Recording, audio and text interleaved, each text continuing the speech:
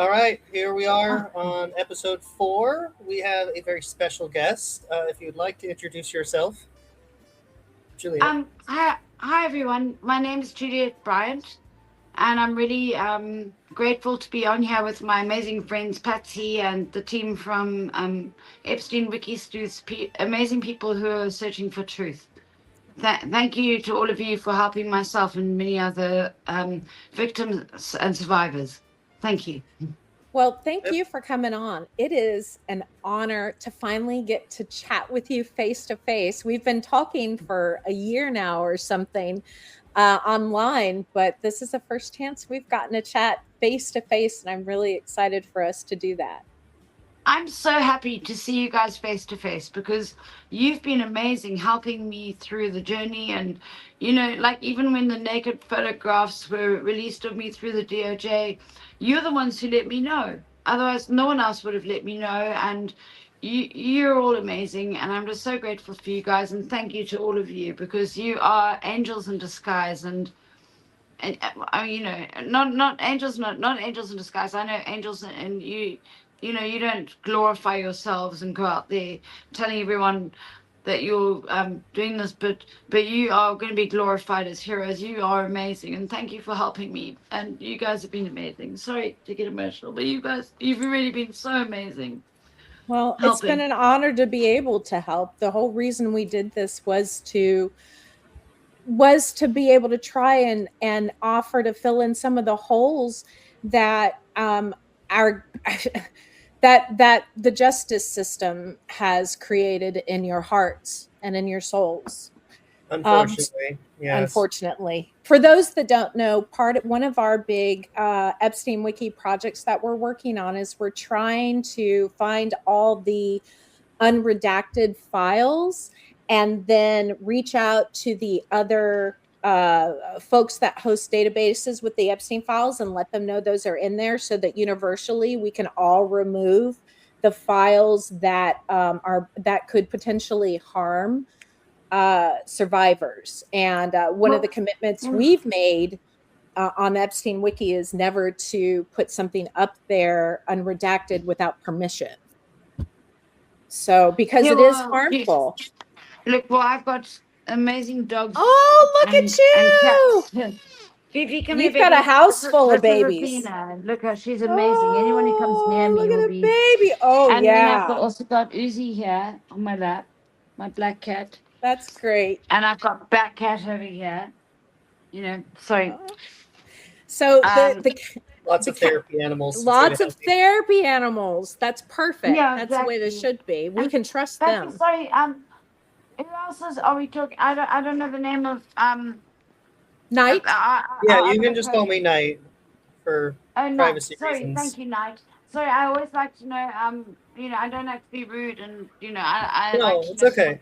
name. That's so So great. Knight's perfect. So you can Yeah, call we me call him Day. Night. I'm joking. Yep. And Patsy will call you Moon. Okay, there we go. Night Moon. So so we brought you on, and one of the things I know that you have told your story many, many, many millions of times. And so I know that your story is out there. But I also know that most of the time, when you guys are being interviewed for mainstream media and even some other podcasters, that they kind of have an agenda and Yeah. they want something sensational and click worthy and all Yeah. that. And I'm a little different. I'm a therapist, so We what just I want the like, raw story we with all just the want feelings, we with all the tears, with all Well, the do you know what, anger. we Patsy? we want to get to know And you. Knight. Well, I well, really want what to you get to just know said you. now is amazing because you just hit the nail on the head. With as far as the interviews go, the sensationalism of it. Only when the DOJ files came out and people realized that I'm not like crazy and what I said wasn't that far out, in fact, because Mhm. then suddenly a lot of the mainstream media wanted to interview me. Before that, I did an interview with the BBC. They cut out Mhm. Clinton's name. They made it sound like I jumped on the airplane and went off to the island with a random man. They cut out the fact that I was taken to New York first to a modeling apartment. The BBC. So at first, At first, I didn't want to talk about all this. Okay, let's actually go to Well, the very who beginning. wants Okay. to? Who wants to talk Yeah, about I didn't this? This want is to a talk about it. horrible thing. That's why it's so It's been important that horrific. you get to choose the Well, things that's a that good you feel idea. are Let's important to let's share. kind of get like a timeline going. You start from as far as you Yeah, can. let's start from the very beginning. A very good place to start. To At first, we start, begin with yes. ABC. Then we start with who the With, fuck abused me. oh, that's Oh, yeah. great. Let's get Well, it you all know, out there. I'm a bit of a rapper on the side. I'm not a rapper. I I'm love taking that. that. I love that. I'm a wannabe rapper. Yeah. Well, let's keep going. Okay. So for new viewers and everything, just to explain, I'll explain it very quickly. I come from Cape Town, South Africa. My parents got divorced when I was younger, and it was very hard financially and everything. My mum is a single mum with 3 children. Anyway, when I was 14 years old, Elite Model Management tried to scout me. They wanted to take me overseas. My mother came to the modeling casting with my mum's best friend, Tizzy, who's unfortunately no longer here. She was amazing. And they said, no, absolutely, I'm not allowed to travel. I was 14 years old, and that's one of the biggest problems here is when 14-year-olds are sent off to work. Mm-hmm. Young people at that age, people aren't ready to work or be sent overseas with strangers. It's, they can promise you all the glory and all the fame. Don't go for it, guys. It's all a lie. That's what we had to do. We had to protect people. We And do. there are a lot We of do. beautiful young people out there who get preyed on, and that's who we're standing up for here. Absolutely. Absolutely. And yeah, and then eventually, like later when I was 20, I started doing modeling on the side. I was studying psychology and philosophy. A woman approached me at a restaurant bar and said that she was here with the King of America, who was Jeffrey Epstein. I didn't know who Jeffrey Epstein was. Back in the day, no one knew who he was. It was 2002. She told me he was here with Bill Clinton, the President of America, and and Kevin Spacey and Chris Tucker. So she said he was best friends with Leslie Wexner, who owned Victoria's Secret, and she said it would be a very good idea for me to meet them for my modeling career. So obviously, as a young girl, I, was, Absolutely. We're thought all my jumping at dreams were that. coming true.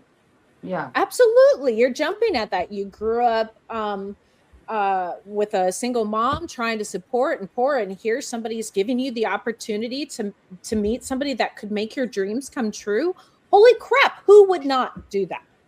Right. But they knew exactly what to say to lure. And that was so I think while she is gone for a second, we could talk about the psychology of manipulators, and that would be your expertise there of all these promises that she brought up, and how these would influence a young girl that I don't think she's in the age at the time, but definitely young. She's 20, and our brains aren't even fully developed by age 20, and here she is. She grew up poor.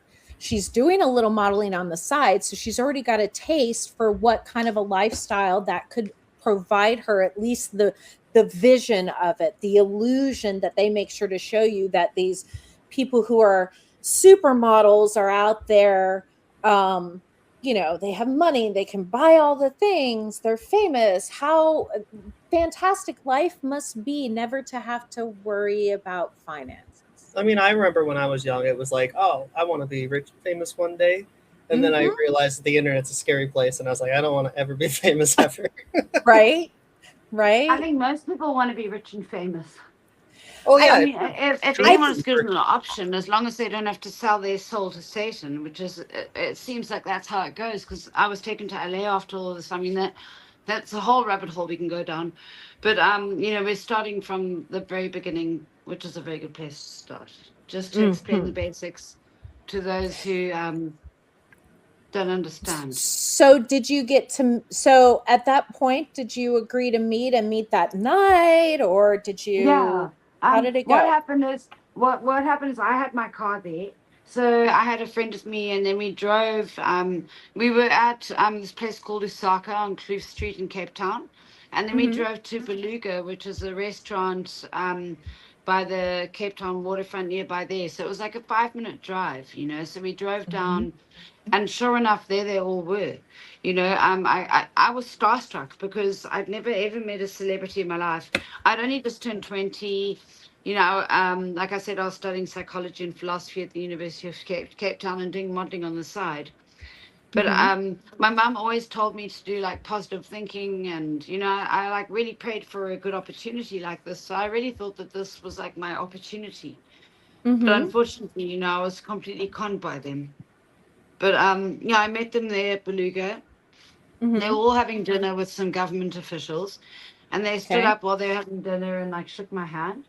And they like Mhm. stood up and left their dinner to shake my hand, and I was like, oh my god, Oh, because I, wow. you know, like I was brought up to have manners, and you don't interrupt people when they're having dinner. Right. You know what I mean? Mhm.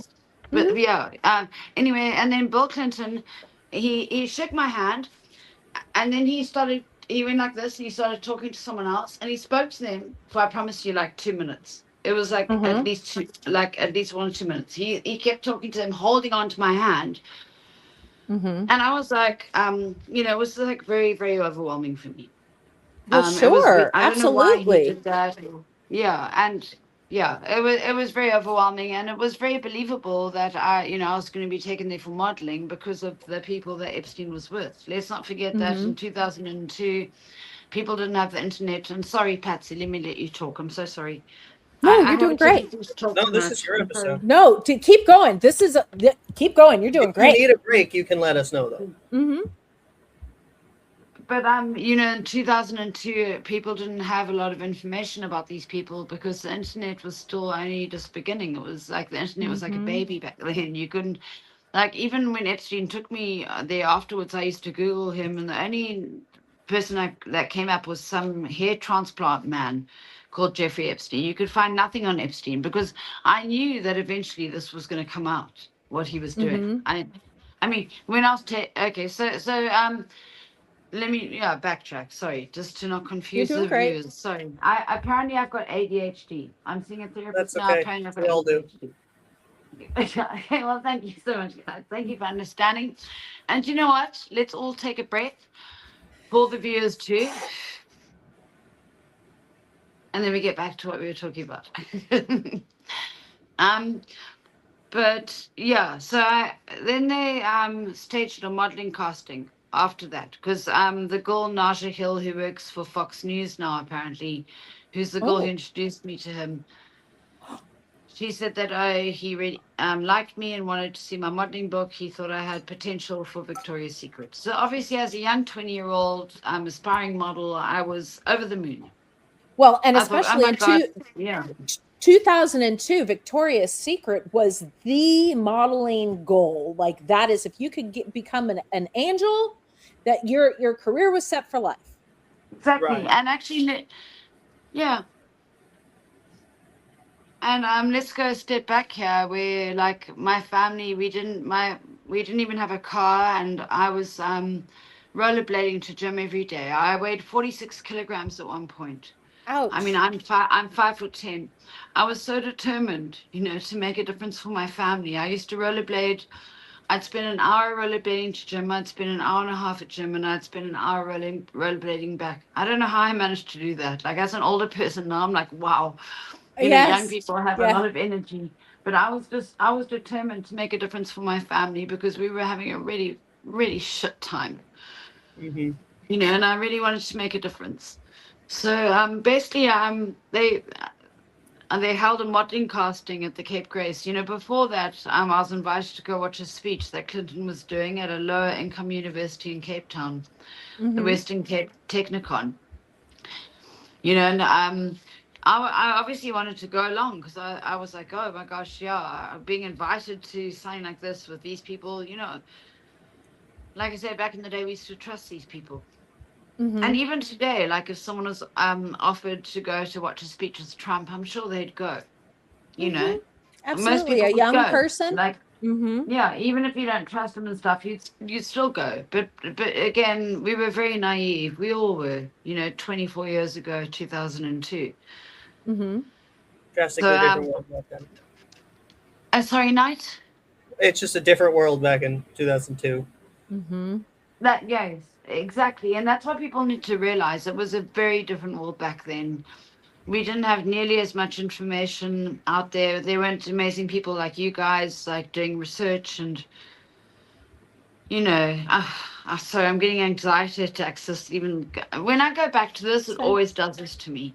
But it's Of course. okay. I can cope. Don't worry. Take your time. I'm not a warrior with an O. I'm a warrior with an A. There you go.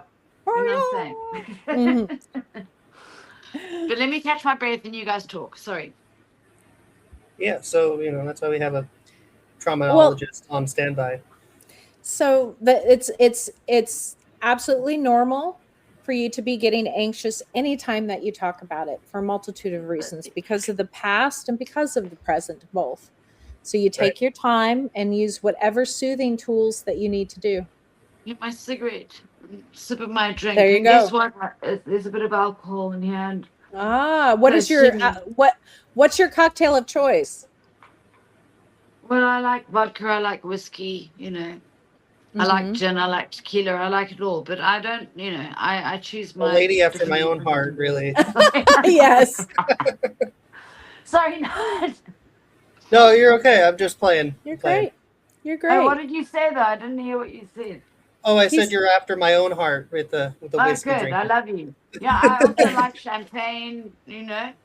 But I mean, I don't overindulge. I just it's self-medication, right? Right, and Often sometimes it is. I choose not to take pills.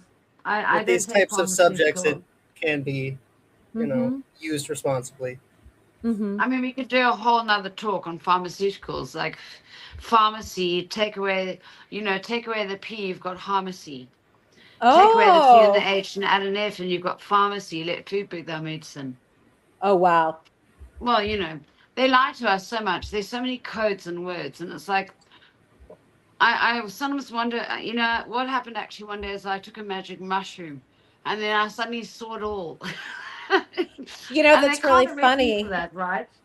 No, don't worry about it. No, you're fine. You're fine. No. In fact, I'll go as far as saying I've even worked with clients as a therapist with mushrooms. They have started pushing clinical trials of magic mushroom therapy. Mm-hmm. So it has effects that are positive. It has its place. Well, it's better than cocaine, hey?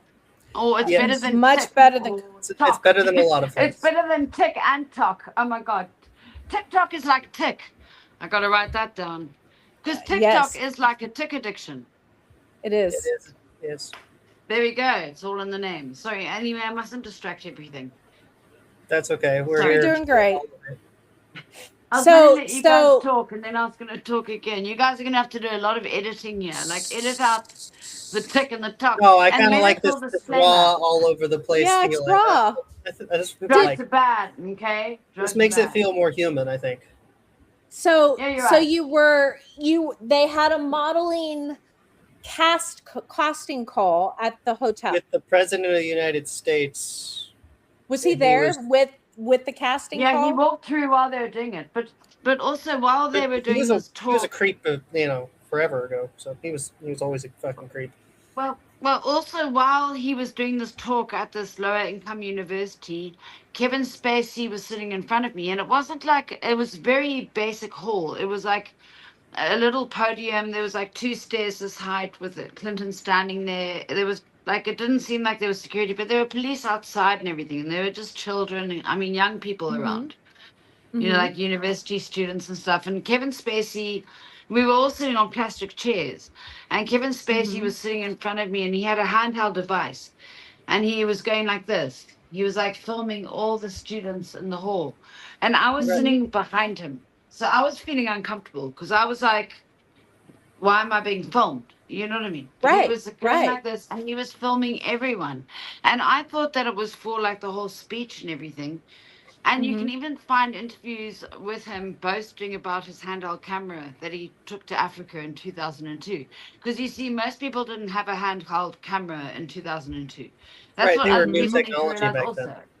It's like, yeah, people didn't have cell phones. They could just film. It was like very basic. Like it was before Blackberries even. It was like the day of Nokia where you had like, I mean, you know what I mean? Yeah, this is But for the younger absolutely. audience, guys. For the yeah, you Phones just didn't had always your exist. Nokia camera, and we were still getting them developed because digital pictures were not really a thing then. yeah, They only didn't very have rich people, cards. only very rich people could have like little handheld devices. You know, Yeah, it because they wasn't were a top of the thing for the line, common folk. fancy. Mm-hmm.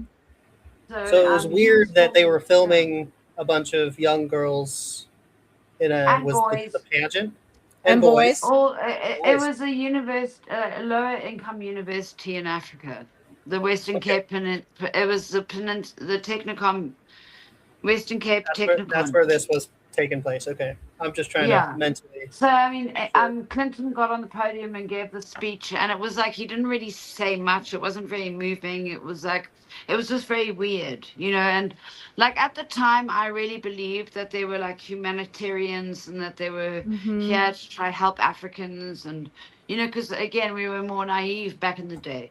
But all these years later, I'm like, what the fuck was going on? Why was Kevin Spacey filming everyone, and why was Clinton standing there like talking shit on the stage? You know, he didn't really say much.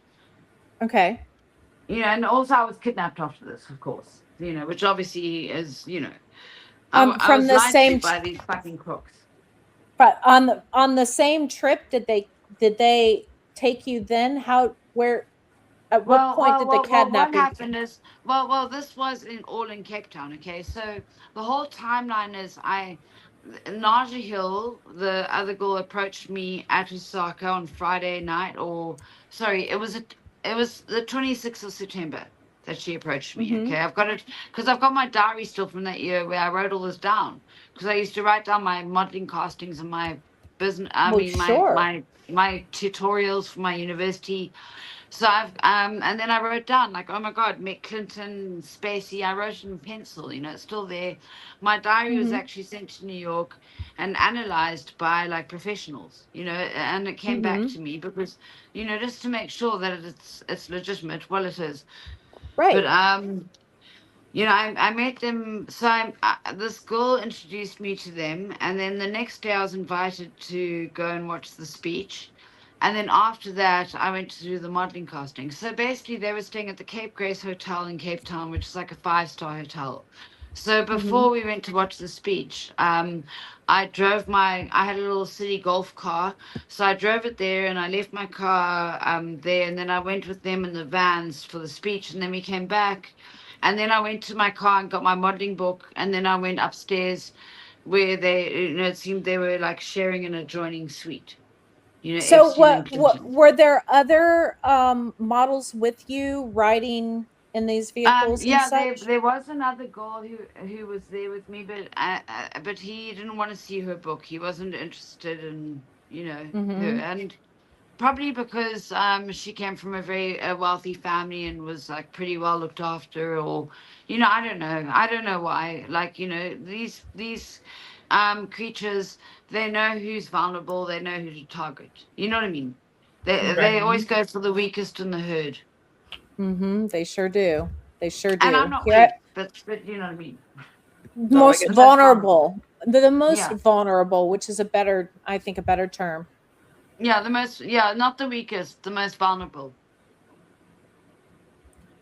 All right, so then you went up to this the ones with stars tower? in their eyes. I say, sorry, Knight. No, I'm just trying to, you know. Oh, look, the diary. Here, I'm showing here your diary photo that you provided for me. Yeah, it says Clinton's speech, and we've got the date here, September 2002, and some notes next to it. So I'm just showing the receipt. The receipts. Yeah.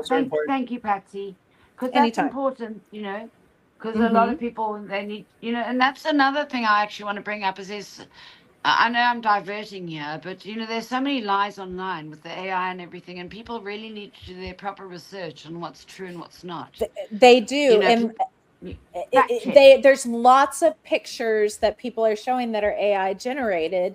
And Rye developed a reverse image search, and we've been like advertising and asking people hey, make sure that you put it in this reverse image search before, because it will tell you if this is a real document in the files. So and it's important, it because a very lot of much people get is. lied It very to. much Unfortunately, is. there are people just out there Yeah. for the clout, and they don't really care about the truth, which is what we're here for. We're here for the actual story of what actually happened. It happened.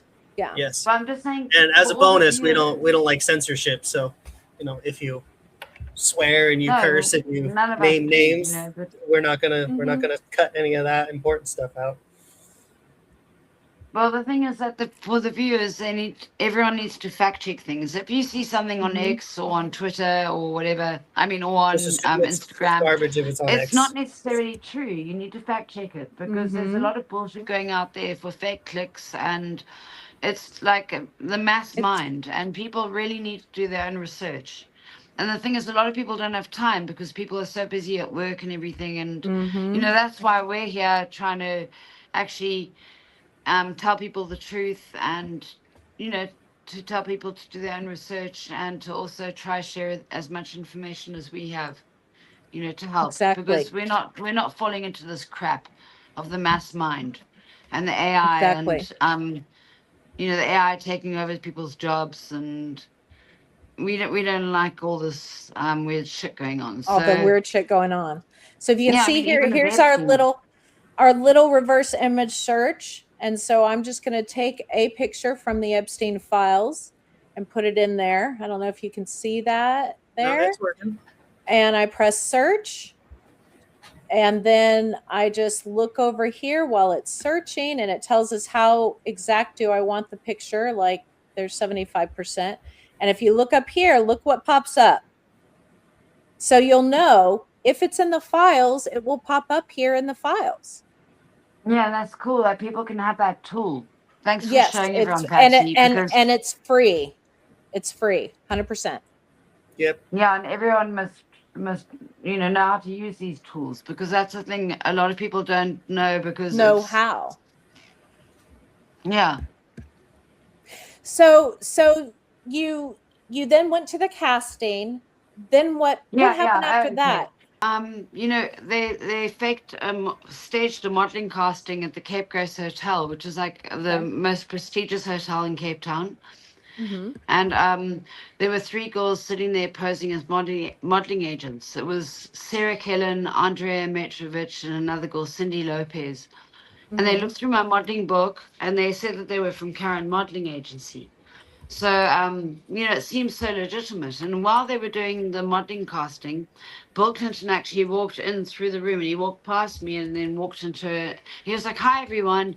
And then he walked into an adjoining room, which led me to believe, later on, they were obviously sharing apartment. But the weird thing is that when he opened that room, I smelled a very weird smell. And I don't know if we want to go into the weird smell, because the only times I've ever smelled that horrible smell, I've smelled it 3 times in my life.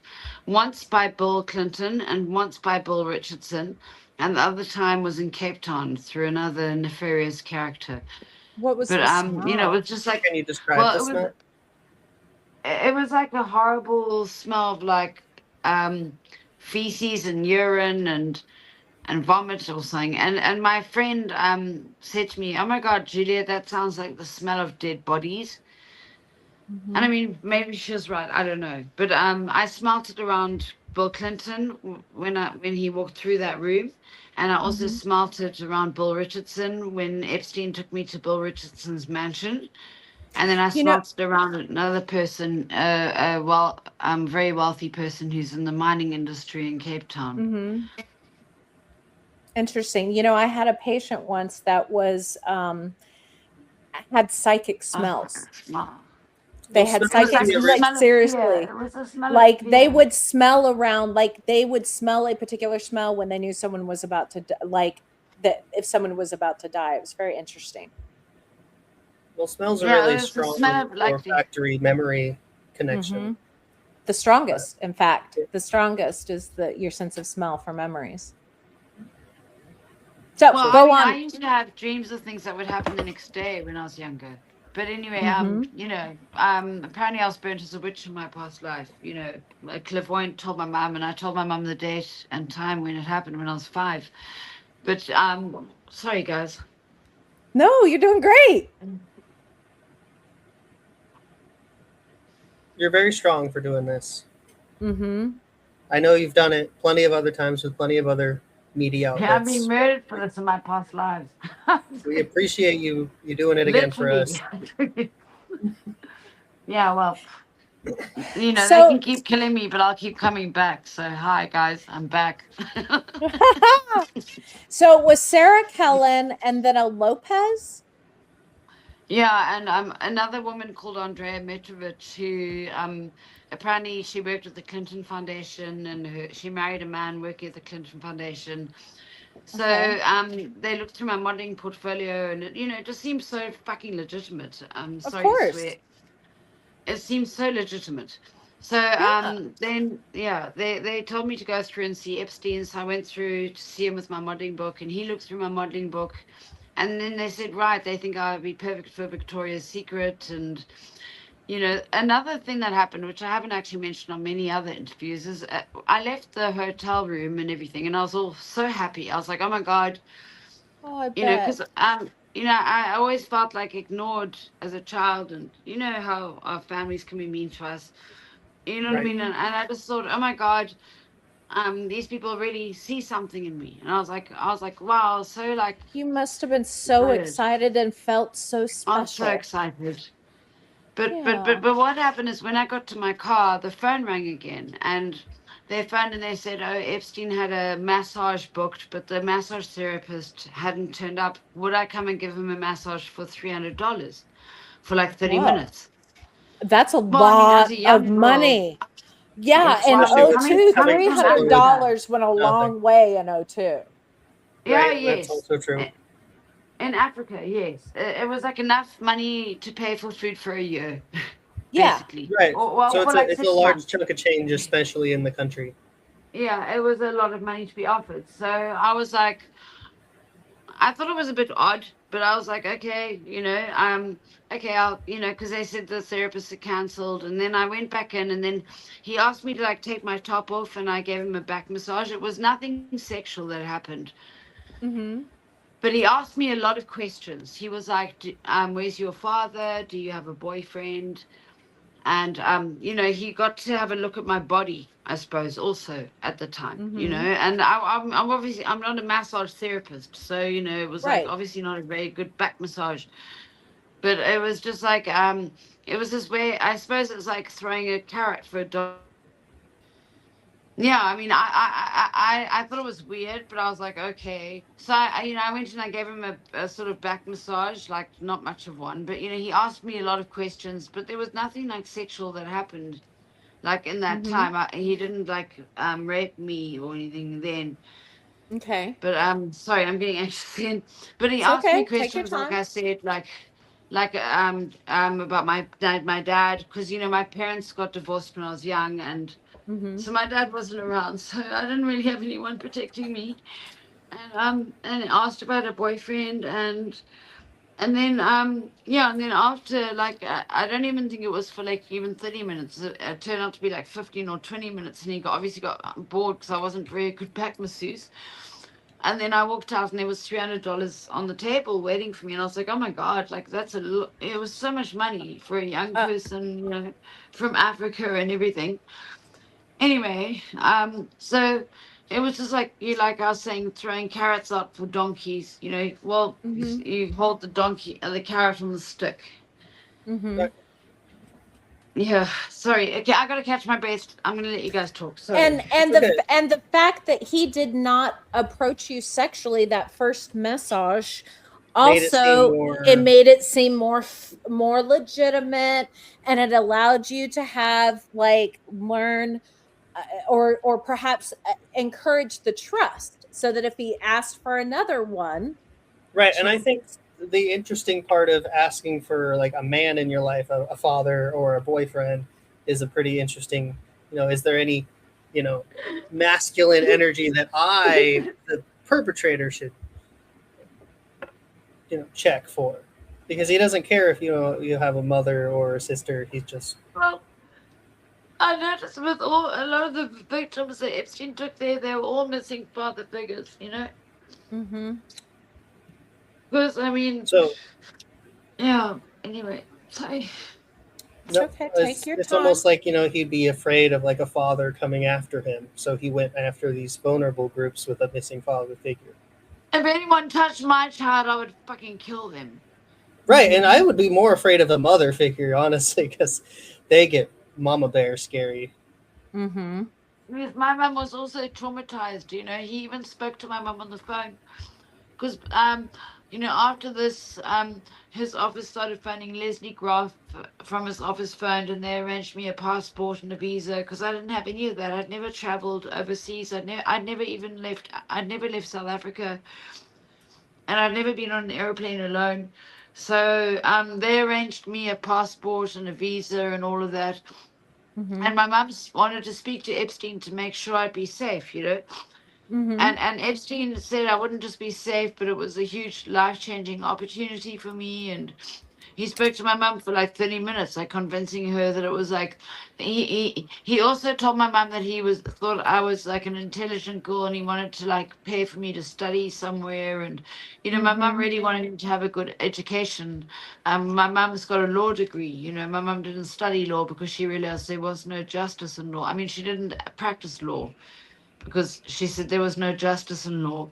But my mum has a law degree, and and my mum really wanted me to be well educated, and he made it out like he was a philanthropist, and he was going to take me there to model, and also like pay for me to study whatever I wanted, and also my mum couldn't dash my dreams. She couldn't stop me. I mean, I was 20 years old, and Mm-hmm. and being given an opportunity like this by these people just seemed so legitimate and so like life changing.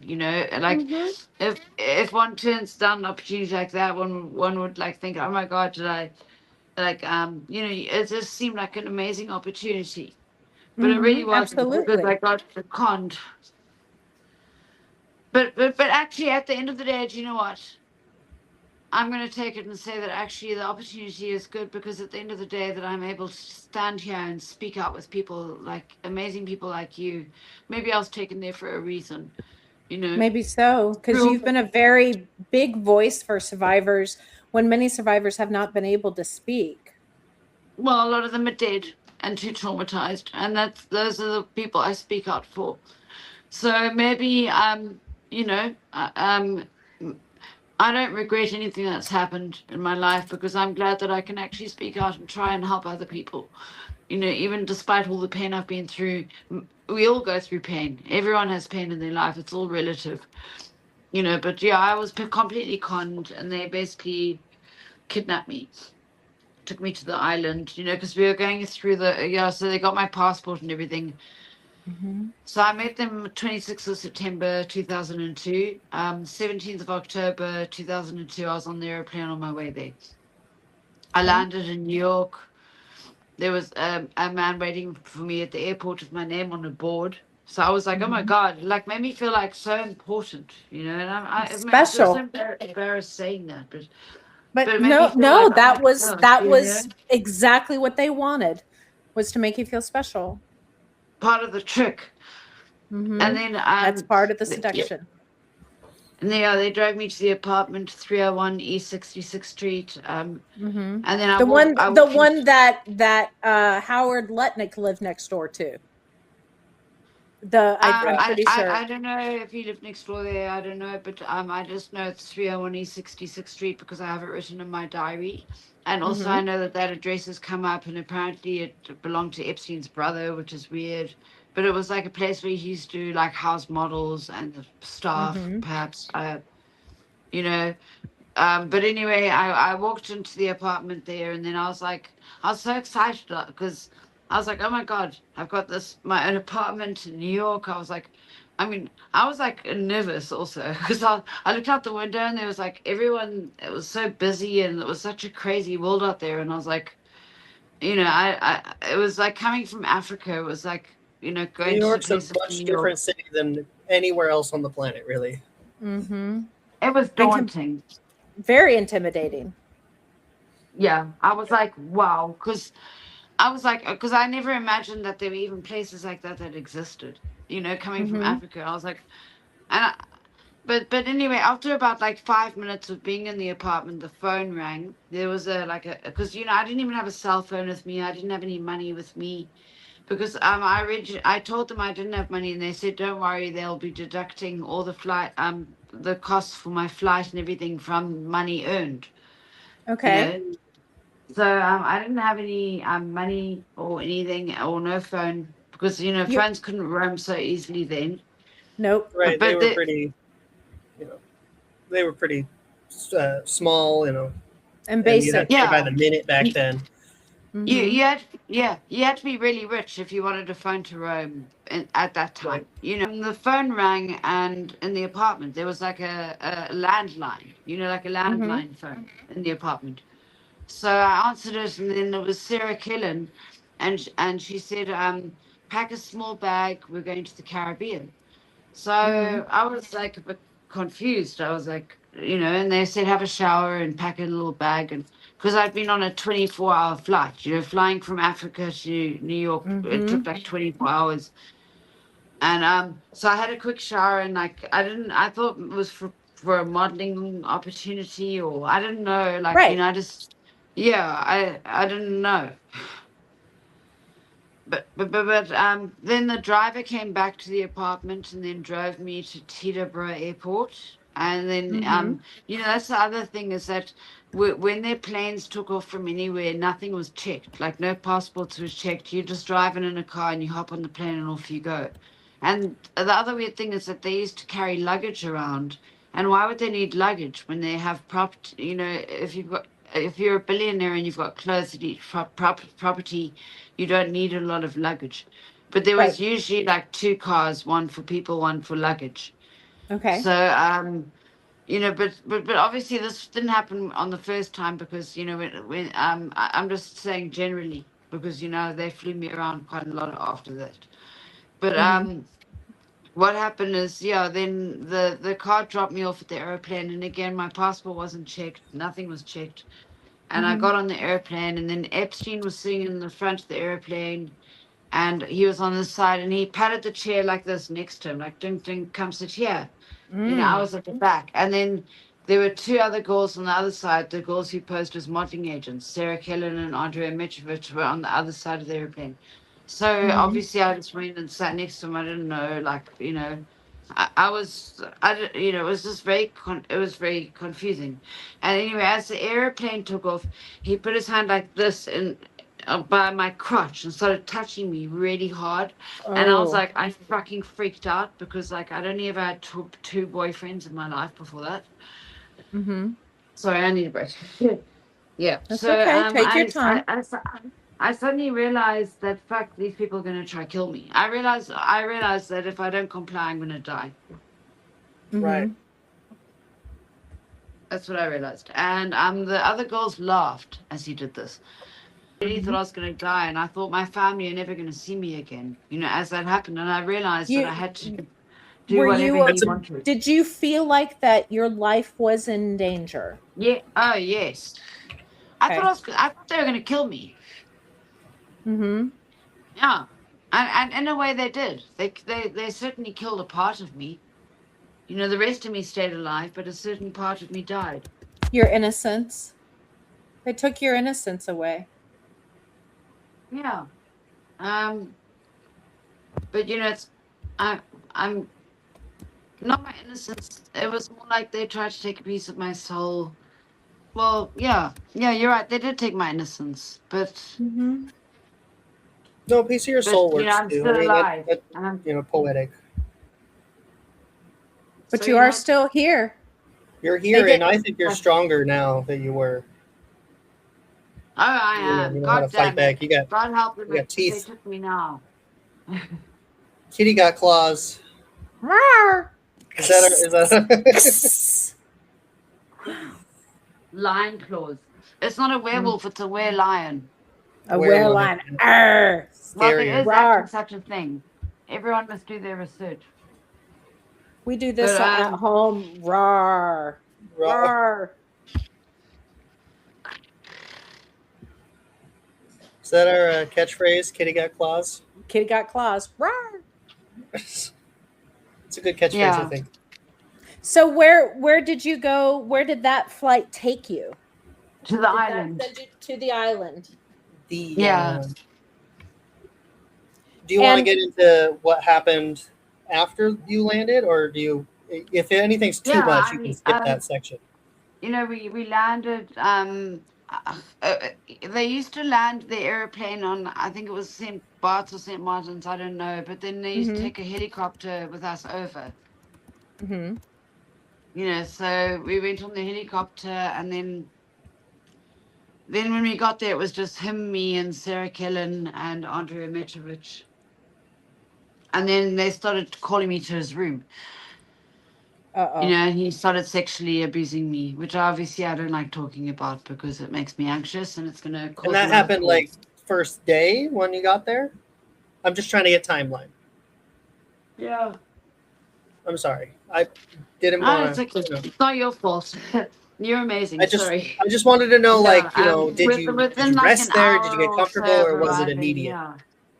That's pretty consistent with the other survivors, that they took no time to immediately harm and abuse. Like that was like, you could barely, like, the fact that she even got a shower was something that was more than and the fact that Right, he so, like, saw her immediately was more than some of the survivors. So yeah, I can absolutely imagine that. And then many say that they were called in there 2 or 3 or 4 times a day to perform.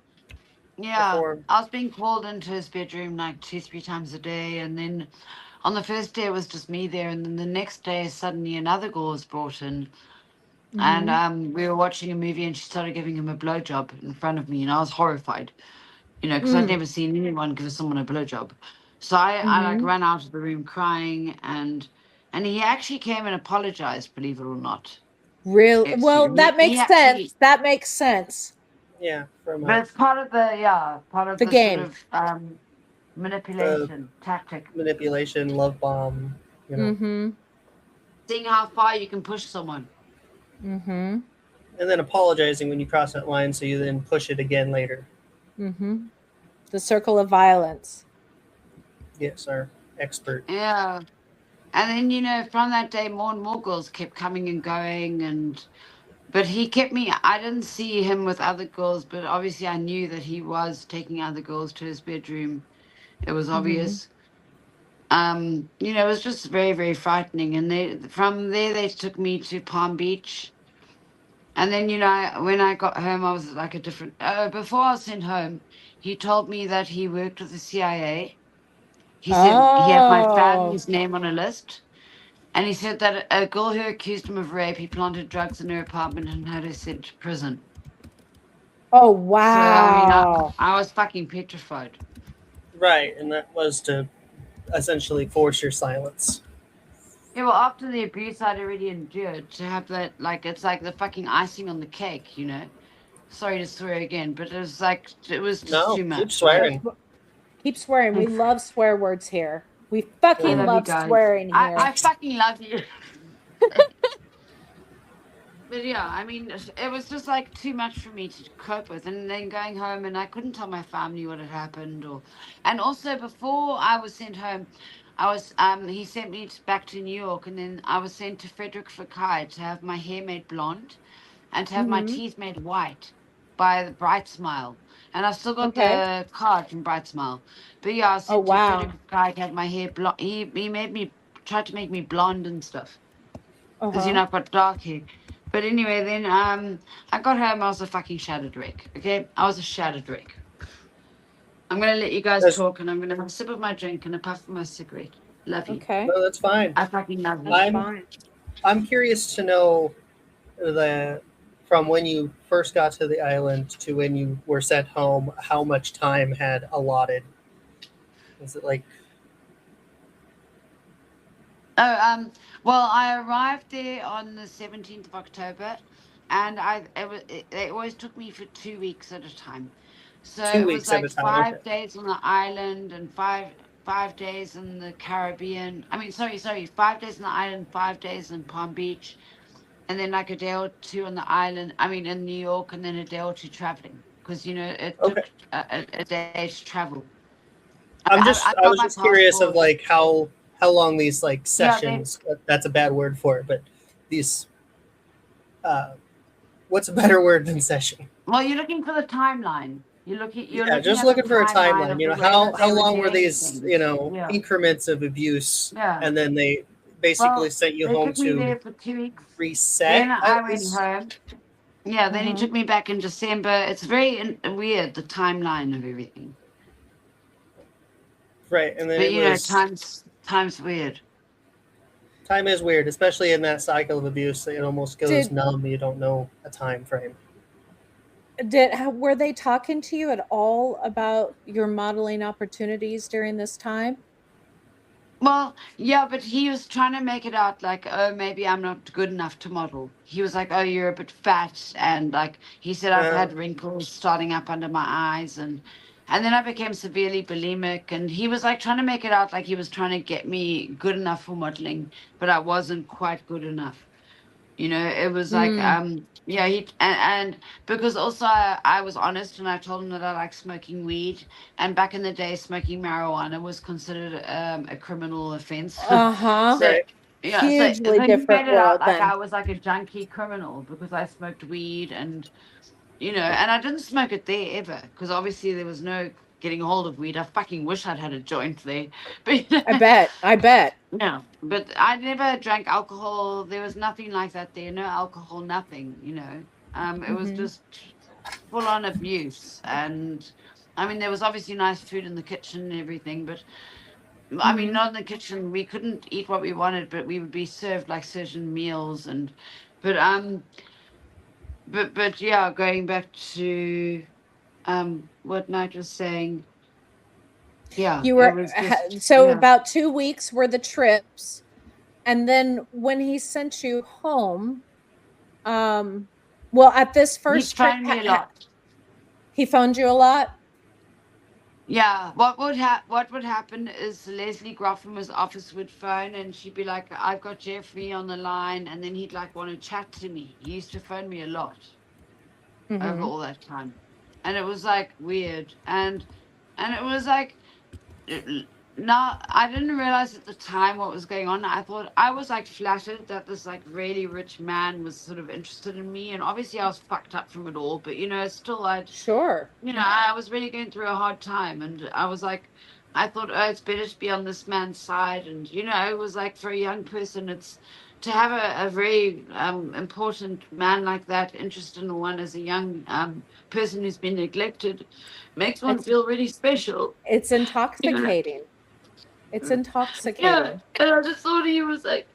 Even though he abused me and everything, I thought, oh, he still is gonna like would keep me safe if I ever needed help. Sorry, my little boy's coming. Kaka, I'm okay. Love you, Kaka. Sorry. I'm okay, Kai. Sorry, guys. It's No, it's okay. okay. Um, yeah. So, you know, there was the Stockholm syndrome and all of that, I suppose, came into play. And also with the manipulation, you know, he was a master manipulator. If he was Mhm. able to like manipulate banks and like people who were highly, you know, in positions of power, imagine what he could do with a young 20-year-old from Africa. It was, you know, it was like putty in his hands. I was like putty in Absolutely. his hands. But but I did stand up for myself. And you know, he tried to offer me money to live there, or he offered me $4,000 a month if I would stay there and like live there, or $2,000 for girls I bring for him. But I Wow. didn't want to be around all of that, you know. And I just Mhm. became I'm difficult around him, and also he wanted to stop me smoking. He had someone slash another cigarette at the thought of that. He had someone following me around, making sure I was only allowed a cigarette off, like 3 cigarettes a day. Had me Wow. like doing gym training, watching what we were eating. It was like a full regiment. What I'm realizing, like now that I'm older, is it was almost like a bit of a cult. In fact, you know. Uh-huh. Yes, Very much full so. control of everything you do, say, and consume. Absolutely. Your autonomy was taken away. So, how long before he Mhm. made you go on another trip? Um. Well, he had me back there in December, so Okay. You So see, he took me there in October. I don't know the exact dates because no, but but like I do a have rough it written estimate's down. okay. Mhm. But it was like October 17th was when they took me there, and then I would have come back like November the 1st, and then he had me back there in December, and then he had me back there again in February, and took me to Paris. And Tila Davies, another victim, was there at the same time because she was 17. But that's another thing is like through the media they said he was with 14-year-olds, and I didn't see 14-year-olds around him, and that's why he also like I believed I thought that like I was in the wrong, and I didn't realize that I'd been kidnapped. You get a master Right. manipulative like that. Yeah, Absolutely. he took me there to model, and then like he made me feel like, oh, actually you're not good enough for modeling. I'll just keep you here on the side, and Mhm. I mean I didn't know what to do. I was already traumatized like from my family life and everything. It was fucking hard growing up. Yeah. No, that makes sense from a manipulator's point of view. And perhaps you didn't see any 14-year-olds, but you were gone for 2 months at a time, so there's the possibility that he cycled, I, perhaps. well, they definitely would have done stuff like that, I'm sure, because they're so evil. The thing is, I didn't realize also at the time how evil they were because I was so fucked up by the time I got back. And and also I just thought, okay, this is the way things are done in America. I thought the people who are rich and powerful, do stuff like this. I didn't know, It's coming from unfortunately Africa. still true. Mhm. Yeah, and he used to say he was on the phone to George Bush, or he had photos of himself with Fidel Castro, and he was clearly, and the Pope. He was very powerful, and I didn't want to fuck with a man like that. I didn't want to cause trouble. Like I was a young girl from Africa, like my family. I'm trying to look after my family, not trying to Mhm. fucking cause them horrible stress, and I'm not trying to like get knocked off. But thank goodness over time, like more information's come out, and obviously since he apparently died, my name got thrown into everything because my name's on the flight logs and everything, Mhm. and at first I didn't want to speak out about it, all of it, because I never told anyone what happened to me with Epstein. For 20 years, I kept it all to myself. The only person I ever told was one ex-boyfriend. He's the only person I told. And he's Wow. amazing. He helped pay for me to see therapists, and he's a really amazing, an Irish-American guy. Lovely, lovely guy. Mhm. And he paid for me to see therapists and really helped me get well. And but I never told anyone. I didn't tell any of my girlfriends. I didn't tell anyone about what happened. I never even mentioned Epstein's name. I was too scared. I was put Of into a state of course. terror. Well, he Right. basically threatened you. I mean, he threatened you. If you said anything, number one, any chance you have of having this modeling career is gone, and number two, he threatened you. You didn't know what he was going. What you know is that he's traveling around with presidents and famous actors. This guy's got money. This guy's got power. What am I? Who am I? I'm just a little girl from Well, he South tried to Africa. break me. He tried to Yeah. break me. And he almost did, but guess what? I fucking crawled out of the fucking hole. I crawled out of Hmm. that rut, and I got out of it. And then I decided it's time to help other people who've been through things like this. Right. What I made you? have one question though. So you said he was paying you ever so much money, but then Oh no, he deducting didn't your pay travel me. expenses. He didn't pay me. No, he offered money if I would stay there. Oh, okay. Sorry, Only my times mistake. Epstein ever gave me money was because the lawyers have gone through all the bank statements and everything, and he sent me $500 one time to get me a visa to go to Paris.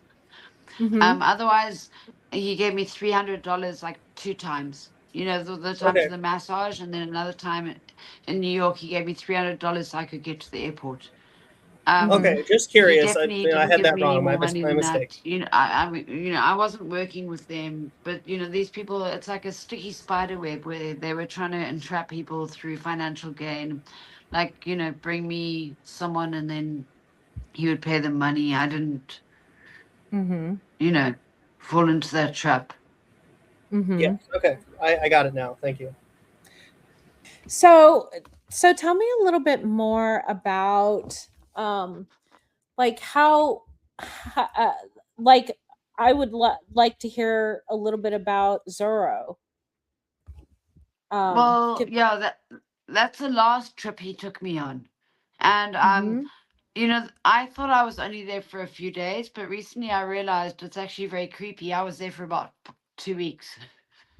They took me there in like the middle of June, and I left there like sometime in July. But I Mhm. can't really remember where I stayed there, and it was a very, very weird thing that, you know, everything in there was weird. I saw a UFO in the sky, like I've told people before. I was Mhm. standing outside having a cigarette, and let me start actually from the beginning. Okay, Okay. Okay. let's go from the beginning of arriving at Zorro Ranch. Okay, Mhm. so this is the only time I actually saw Epstein drive a car, because Epstein didn't usually drive cars. Okay. So as when we got to Zorro, when I got to the airport, he picked me up at the airport, and he was Mhm. driving, and I knew that it was near Roswell, and you know, even though I'd seen him shapeshift and all that stuff, I didn't connect to the alien thing of it. And Mhm. you know, I said to him, "Oh, are there aliens around here?" Because you know, Roswell aliens. And Mhm. he was like, "Yes, Juliet, they're little green men running all over the place." He was like sarcastic and rude about it, you know, because I said Mhm. it in front of people, and he was like pissed off that I said Wow. that. Yeah, because you know it was near Roswell, and I was like just bringing it up, you know, like Mhm. I'm a talkative person, you know, Right. Mhm. and then yeah, It's we like, how got dare there. you not know what I know? Mhm. Yeah, yeah. He was well. He just wanted to shut me up. He didn't want people thinking about any of that. And then that was also the time when I first met the girl Nadia Marchinkova. You know, the blonde girl who became the pilot and everything. Ah, yes. Yeah, she was there. So that was, yeah, because she was 17. And so we got to the ranch, and then he had this girl Magali Blachon like follow me around as usual, trying to limit my cigarettes and all this stuff. And Mhm. she actually apparently is like related to someone who's high up in France, because there were French investigators. Apparently, you know, these French investigators told me that. Mhm. But you know, that's the thing. When we were taken to these properties, we weren't allowed to just like walk around freely. No. We weren't allowed to leave the property.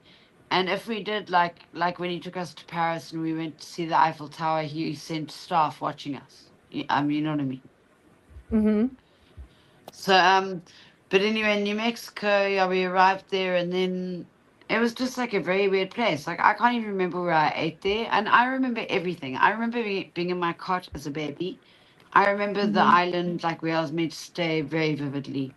I can't Mhm. remember where I was meant to stay in New Mexico, and it freaks me out so badly. Spooky. Anyway, back to the point. So I met Michael Bay there, the movie producer, Mhm. because Epstein was boasting, and he said, "Oh, Michael Bay, you know, Michael Bay had made movies like Transformers, or I mean, Hmm. He was Bad really Boys." You big know, then.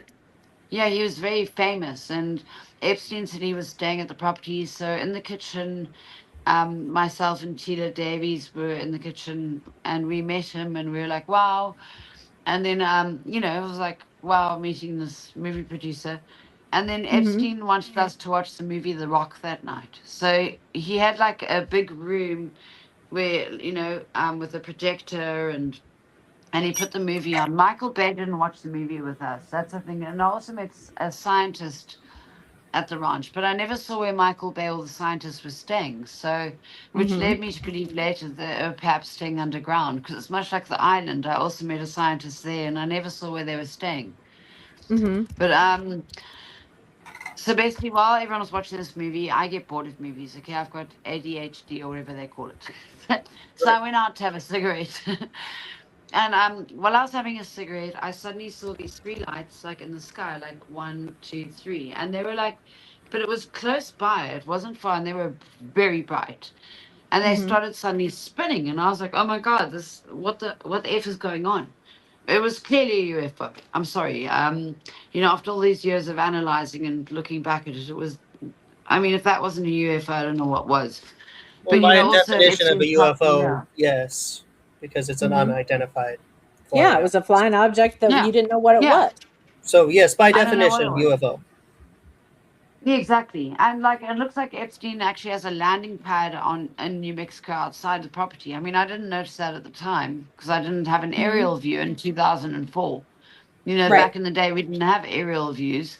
We just I had think that to came like out in like trust the land 2010. we were walking on. But yeah, then I got locked out of the house after this, and I couldn't get back in. So I like walked around and knocked on Mhm. the front, like the door where they were watching the movie, and eventually someone let me in after like 20 minutes. Okay. But you know, then I also have the memory of waking up in a lab when I was there, and it wasn't connected to that exact time, but it happened. You know, I woke up in Okay. a lab with people operating on me, and Epstein gave me a pelvic exam before I was sent home. You know, a lot of weird stuff happened there that's unexplainable. Right, and didn't we do a couple days of research on that one Mhm. instance? Do you Not to get do into details, but like you have discussed that with us privately beforehand. mhm. Yeah, well, I mean, Did it's one of the reasons we're actually looking for a scientist who wants to come in and help us analyze some of the scientific information well, and I and actually heard an such. interesting thing earlier from Yeah. a very reputable source, is that Yeah. there were 30 scientists and only one of them would talk. Interesting. They've been Interesting. trying to get them to talk, but only one would. Okay. So what happened when you woke up on the operating table? Well, I what do mean, you it have was any? very brief because, like, my eyes opened and I was like, I was paralyzed, and I was like, what's going on? I was like, I couldn't move, and I was naked on this table, and there were 6 people in hazmat suits around me, like 3 down one side, 3 down the other side, and then a female doctor like came near my neck. She had like very neat dark hair, like in a ponytail, and Mhm. she came near my neck and she said, "Don't worry, everything's okay." And then, bam, I was out again. So I mean, I don't know. It was like a very brief memory where I just suddenly woke up. That must I have been can't so explain that. scary. Did Did do you you, have any new scars afterwards? I actually do, interestingly enough. Yeah, between like just above my pubic area, I've got like a point where it looks like there's been an incision. Where Mhm. I've never been to a hospital unless for a panic attack. I've never had any operations done on me. Mhm. You know what I mean? I've never had any incisions on my body, to my Right, but knowledge. But yeah. so it wasn't anything to do with your reproductive organs because you have a family now. Or it could have I been know they took my something. eggs. I know they took my eggs.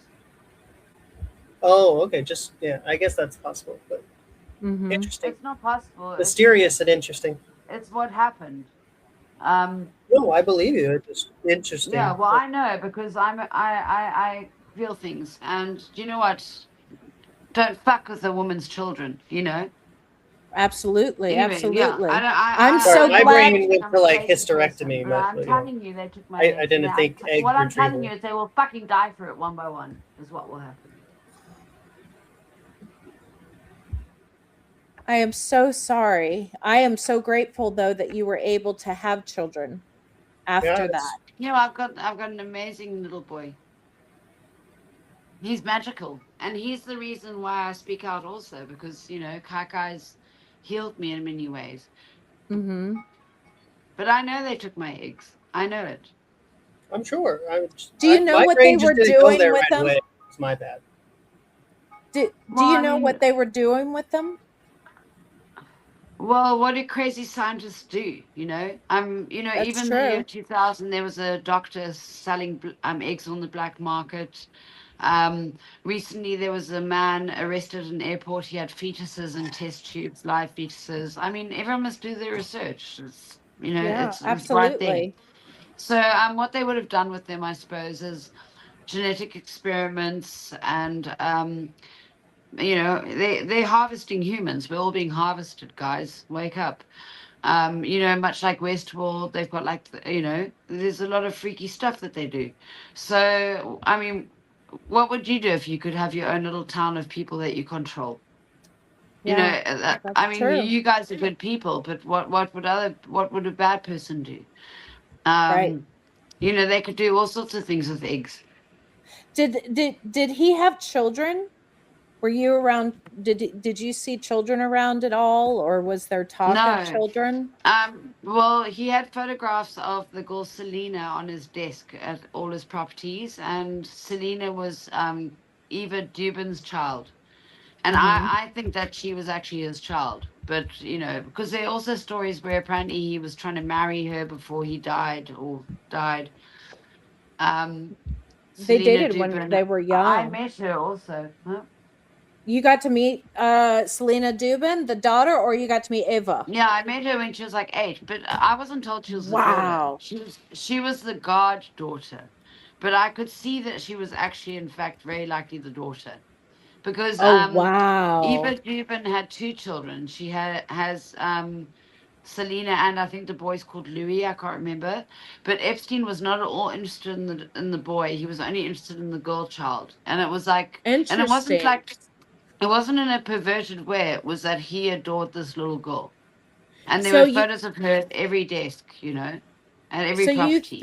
you think that he just loved this little girl, you don't think he would have harmed her? No, also in the files, when you see the photos of a little girl with her legs sticking out, and everyone's like, "Oh, who is that?" I think it's Selena most of the time. Yeah, that's what we had kind of come to that. We kind of Hmm. came to that conclusion a little while ago Well, that we think, pedophiles don't go sitting around with like little girls on their laps like that. Come on, they do it quietly. mm-hmm. But he had I'm never not had an saying he wasn't interest a in. pedophile.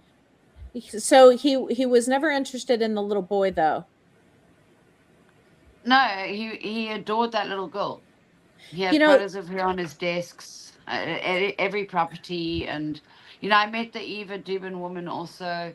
Yeah, yeah. What was she like? she seemed like nice. I mean, I didn't really meet. I mean, not. I shouldn't say nice, but you know what I mean. She was like friendly. I met her very Mm-hmm. briefly, Mm-hmm. but yeah, I remember the little girl said to me, "Why do you live in Africa?" She was like very precocious, but Oh, she was a I lovely bet she little. I mean, was. a lovely little girl. Yeah, she was like, yeah, but you know, so. You know, there've been so many lies through the whole story, you know, with all this Mm-hmm. crap. But I mean, obviously the man was like some sort of sex pervert, but it was like a lot more. Also, for a billionaire who's like a sex pervert, you would expect him to have more like sex toys and little gimp suits. There was nothing Uh-huh. like that ever.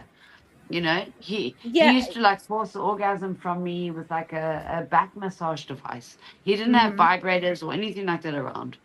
So it makes one question, okay, what was he doing? But that's why I know with the eggs, because apparently if a girl has an orgasm, it primes the eggs. And, you know, I've looked into things a little too deeply, unfortunately. And also I feel things. Mm-hmm. Did you have to did so after he stole your eggs, um, Well, I didn't know at the time, and I don't know you didn't? 100% that he did. No, I didn't know that then. Yeah. No, obviously not. You know, I came back from there a fucking mess. All right, so that was a lot. It was a lot. Mm-hmm. Mm-hmm. Um, That was. yeah. I don't know. I'm a little speechless. Right. But I think That's it sure seems like that Zora's where the worst happened when her eggs were stolen, and I want to ask and confirm if she felt like that she was probably drugged, I imagine, while she was there, which would definitely interfere with her ability to have some of her memories. right, and So, that's a different level of terrifying. I think there's mm-hmm, I don't know. I've kind of been able to tolerate the sexual abuse and the manipulation, but then when you get to this weird, freaky science shit, it's I don't know how to input on that. It's too much for me.